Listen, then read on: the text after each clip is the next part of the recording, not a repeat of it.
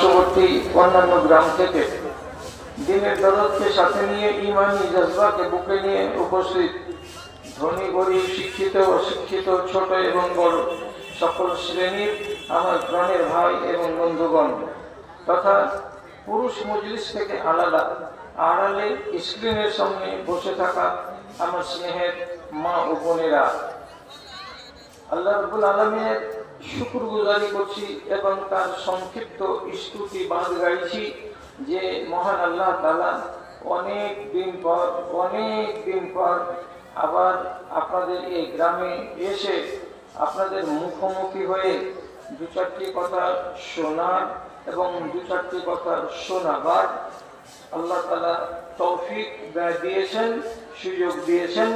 তার জন্য আল্লাহ তাআলার বারগাহে আমরা উভয় পক্ষ একটুখানি শুকরগুজারি করি, যদি একবার বলে নিতে পারি মুহাব্বতের সাথে আলহামদুলিল্লাহ।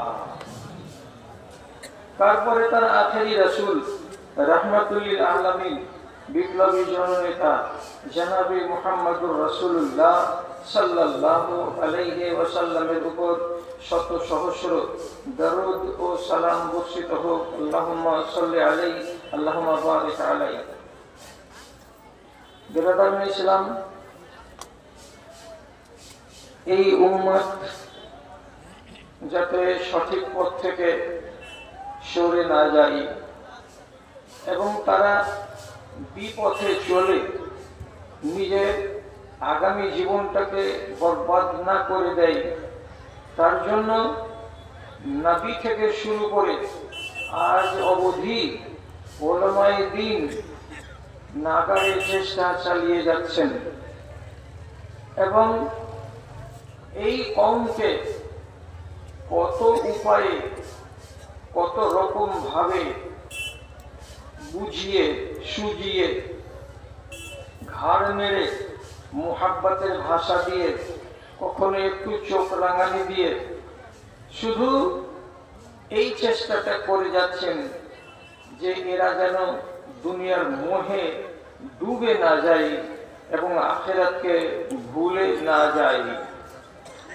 আক্ষেপের কথা আপনারা তো জানেন যে মুসলমান কওম যত ওয়াজ শুনে যত নসিহত শুনে, এত কথা এত ওয়াজ এত নসিহত পৃথিবীর কোনো জাতি শুনে না এবং শোনাবার ব্যবস্থাও নেই। তারপরেও আমার জাতির অবস্থা খুব করুণ ও অবর্ণনীয়, মুখে আনা যায় না। এমন বরবাদের দিকে দৌড়ে যাচ্ছে আমার জাত, আমার কওম।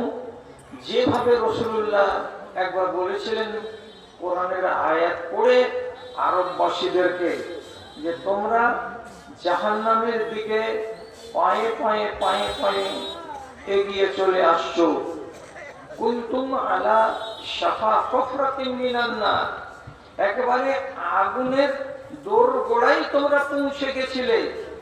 আল্লাহ তাআলা দয়া করেছেন, আমি এসেছি নবী হয়ে, সাথে এনেছি কোরআন। এই দুইয়ের প্রচেষ্টায় ওই কওম জাহান্নামের আগুন থেকে নিজেদেরকে বাঁচিয়ে নিয়ে সফল কাম হয়েছে। আমরা তাদের 33তম উত্তরসূরি অথবা 34তম উত্তরসূরি।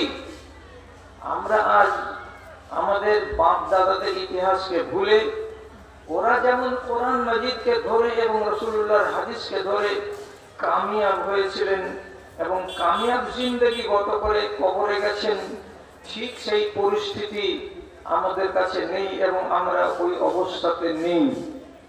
52টি জুমার খুতবা চলে গেল পানির তলে, দুটো ঈদের ময়দানে আধা ঘন্টা করে খুতবা চলে গেল রসার তলে। বছরে এই রকমের জালসাগুলো 3টা 4টা করে শ্রবণ করা চলে গেল কোন ময়দানে কোন পাতালে। এগুলোতে আমাদের কিছুই হচ্ছে না, কিছুই কাজ দিচ্ছে না।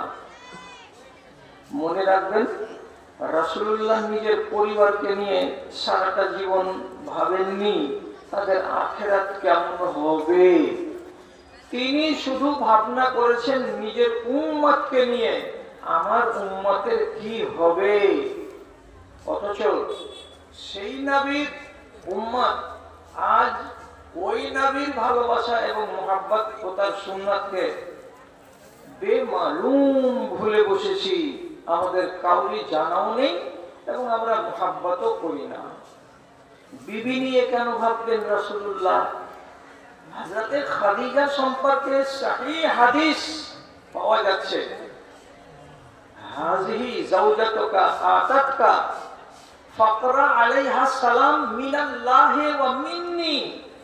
হে রাসূল, এই যে আপনার স্ত্রী খাদিজা আসছে, আপনি ওকে আমি জিবরিল আমার পক্ষ থেকে এবং আল্লাহর পক্ষ থেকে তাকে সালাম জানিয়ে দেন।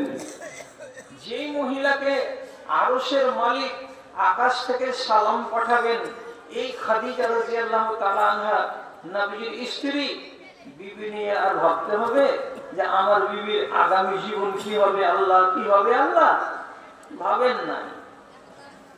হযরতে আয়েশা সম্পর্কে আল্লাহ রাব্বুল আলামিন নিজের নবী, আমাদের নবীকে পরিষ্কার করে বলে দিয়েছেন হযরতে জিবরিলের দ্বারাই। কি বলে দিয়েছেন? হাযিহি যাওজাতুকা ফিদ দুনিয়া ওয়াল আখিরাহ। এই যে আয়েশা আবু বকরের মেয়ে, এটা আপনার স্ত্রী হবে আপনার ইহলৌকিক জীবনে এবং এটাই স্ত্রী হবে পরলৌকিক জীবনে।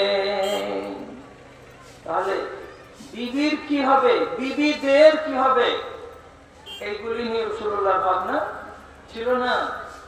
বেটি ফাতেমা কি হবে, আগেই আল্লাহ তাআলা বলে দিয়েছেন সাইয়্যিদাতুন নিসাই আহলিল জান্নাতে, জান্নাতি মহিলাদের নেত্রী হবেন আপনার মেয়ে ফাতেমা।